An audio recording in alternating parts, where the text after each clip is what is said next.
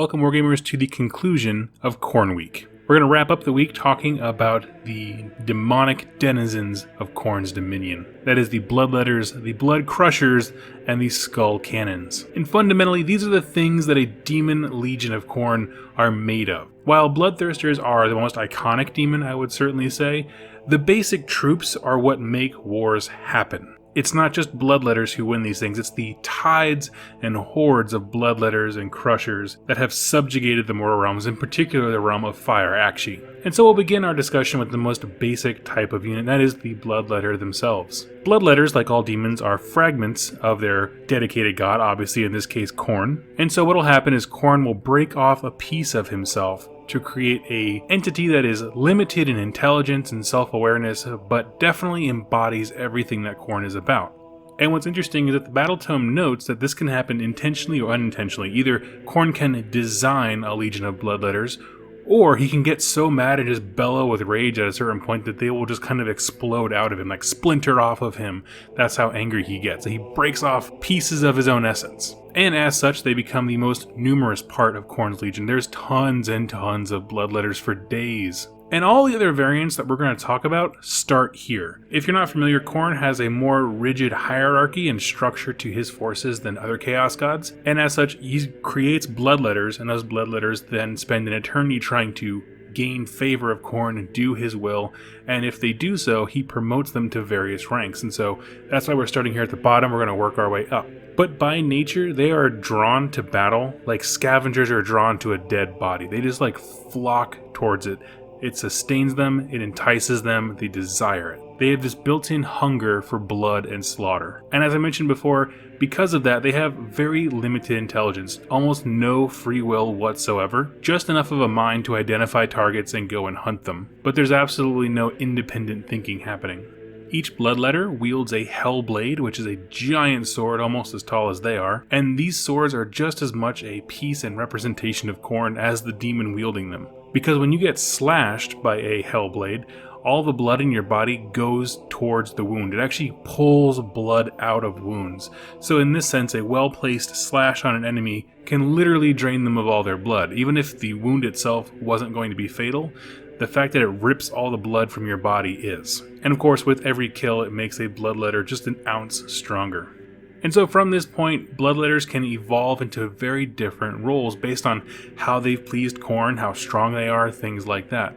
One such route is to become a Blood Crusher. These guys act as Khorne's heavy shock cavalry, and they ride on mounts called Juggernauts. If you're not familiar, a Juggernaut is a mechanical beast, much like a bull, I guess you would say, with a demonic soul built into it. And what happens is if a Bloodletter is particularly great at what he does or slays a particularly worthy opponent, that Bloodletter is brought down to the Great Stockade, which is a giant, basically stadium underneath Khorne's throne. When I say giant, it is massive because in this giant stadium there are giant roving bands of Juggernauts. Like there's full herds of them just moving around, clashing into one another and then kind of separating and then ramming into one another, sparks and blood everywhere. And so it's a place of thousands of Juggernauts. And so the test to becoming a Blood Crusher is you have to get on one and pull it out of the stockade. Some will try to enter the stockade and pull one out. Usually that results in them getting crushed and killed and eaten and all those kinds of things. But some Bloodletters are intelligent. They run and they jump and they land on the back of a Juggernaut, grabbing it by the collar built into them. And Juggernauts only respond to brute strength. You have to out-strengthen them. Pull them out of the stockade, get them isolated, and that's when you can kind of break them, like you would a horse. However, it's kind of unique that Juggernauts don't really ever get broken, because as the Battle Tome points out, when you're in combat, the Juggernaut decides where we're fighting. The rider doesn't guide the beast just takes the rider with it. And this kind of brings up a really interesting point, which we'll touch on a little bit more later, is that this is not a union between rider and mount, which we've seen a lot with Stormcast Eternals, where there's whole sections of the book that are dedicated to how they tame the griff riding things that they do. Also, the Fire Slayers and their magma draws have a big elaborate story going back eons. This is not like that. This is not about a rider and a beast that they ride, a mount. This is about two demons finding ways to work together. It's a cooperation that's based on subjugation. You have to out-strengthen the Juggernaut and then you gain the ability to fight together as equals. But fundamentally, the Juggernaut is still bigger, stronger than you, so it's going to choose whatever it does. You get the option to ride on, gain more glory for Khorne by being the rider who's hacking and slashing while the Juggernaut's going nuts. So I can't emphasize that enough. This is so different from other rider and mount scenarios that we've seen in books so far. Now, another path that a Bloodletter can go is becoming a rider on a skull cannon. And just like the Juggernauts, skull cannons are not just artillery. They're not pieces of weapons or warfare. They are living things that were forged in the fires of Khorne's own armory. When you look at the model, don't look at it as a vehicle. This is a monster that stalks the battlefield and it runs over victims and just mulches them up beneath it. In fact, it has some sort of sentience where it can take pleasure in feeling bones crack underneath it. And when it does run over somebody, it destroys everything about them except for the skull. And what happens is that when the skull kind of pops up out the other end, the Bloodletters on top of it will grab that skull up, load it into the cannon that's loaded on the back of the actual beast, and fire that back at the enemy.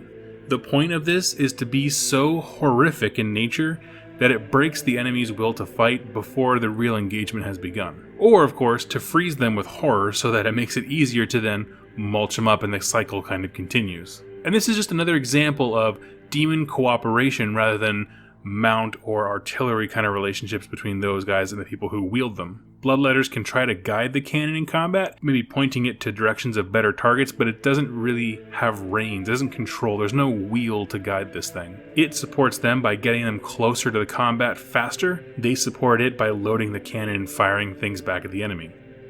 And the last little path that a Bloodletter can go down is to become a herald. And like I said earlier, if you kill things and you kill enough, every time you take a life, you gain a little more power, a little bit of a boost. Well, eventually, Khorne will reward you if you do so. And when you become a herald, Bloodletter will become stronger, probably get a little bit bigger, maybe a better sword. But most importantly is they gain intelligence, they gain sentience. Once you reach the level of Herald, you actually get basically a personality. You can think independently, you can guide armies. Now you're a leader, so you need to be able to formulate battle plans, see how things are going, direct troops to the right place, so you get that kind of independent thought that everything below them is missing. And with that comes the power of exerting your will over other demons. And now this is what truly makes Herald so unique. Because remember, we were talking earlier about this is not about a rider and mount relationship, but for Heralds, being able to control other things, other demons, gives them a different kind of power. This is what the Blood Throne really is. It is a herald of Khorne that has exerted its will over one of those mechanical half-beast, half-monsters things that are made in the forges, but he uses it as a personal chariot rather than a weapon of war. Same goes for heralds that ride on a Juggernaut. Those ones are far more in control of their steeds than the normal blood crushers are. And with this, they can move into battle, like I said, coordinate attacks, things like that, receive orders from higher on the authority chain of demons, so bloodthirsters and the like. But it's important to note that everything we've talked about today is really the lowest on the totem pole when it comes to the armies of Khorne.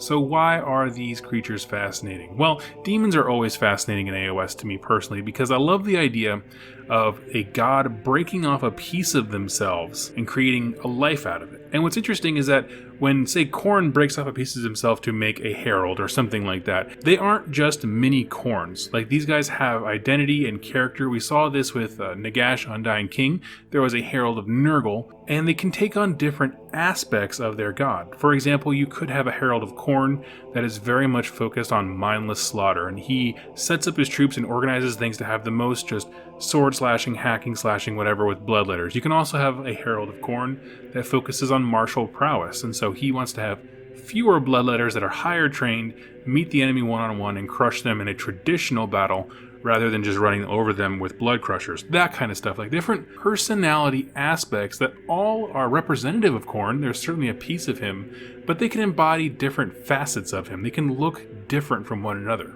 And this is what's great for storytelling. If you want to build a thematic Demons of Khorne army, you could have, say, 2 to 3 heralds that all have very different goals, backstories, personalities. Again, they're all trying to achieve the same objective of pleasing Khorne and bringing his will to the mortal realms, but they can do it in very different ways that work in tandem with one another. And what I love is that you can actually create a narrative where you have your character start as a bloodletter and then get promoted. And you can kind of have this whole story built in because there is that rigid structure that allows for promotions and things like that. You can create a really cool story arc with your character, give him a name and a background, where he started, what battles he achieved his rank of herald in, like what Khorne rewarded him for, all kinds of great storytelling aspects.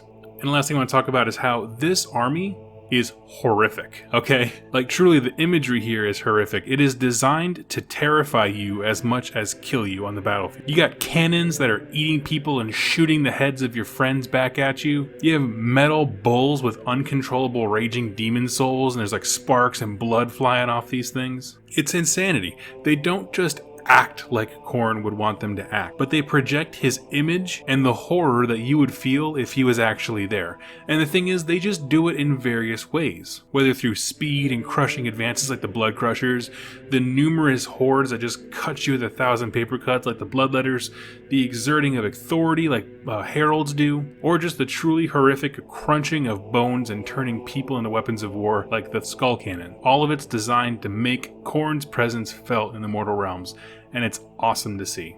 So friends, that concludes my thoughts on the Bloodletters, Blood Crushers, and Skull Cannons here in the Mortal Realms. And it also concludes Khorne Week. So thank you guys so much for watching this entire week. It has been a blast, and frankly, a welcome break from following all the AOS 2.0 stuff. If there's an Age of Sigmar lore video you'd like to see done, go ahead, click subscribe, and leave it in the comments down below. With Khorne Week done, I'm going back to you guys for content ideas, and I look forward to seeing you in my next Age of Sigmar video. Thank you all so much for watching, and happy wargaming.